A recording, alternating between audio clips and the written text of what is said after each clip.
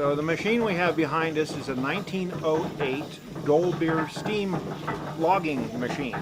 And its purpose was to pull logs through the forest so that they would eventually be transported to the sawmill.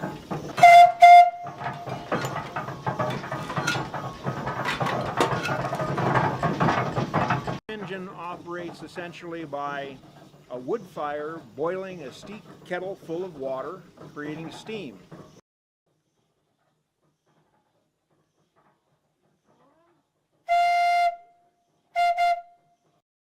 Carries a variety of whistles on it, but back in the day really it only had one whistle for purposes of communication within the forest.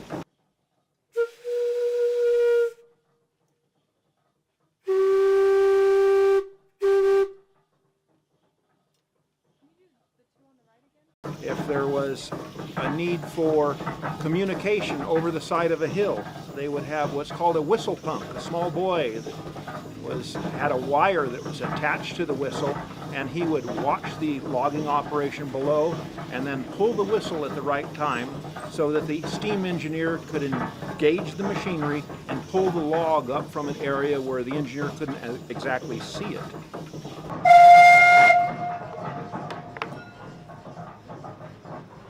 So what we will be doing is a demonstration of how this machine actually moved logs through the forest. Essentially, the loggers would drop the trees and this machine would roll the logs into two-pole chutes, which is basically a road through the woods. They would drag these logs through the woods, eventually dumping them into Shaver Lake. It would be gathered up by the steamboat, the Michigan, transported over to the sawmill. The sawmill would then cut them into boards.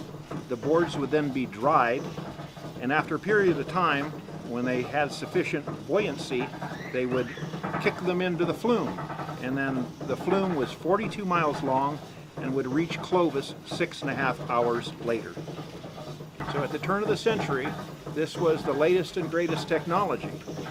And so for 108 years old, it's a pretty fascinating machine.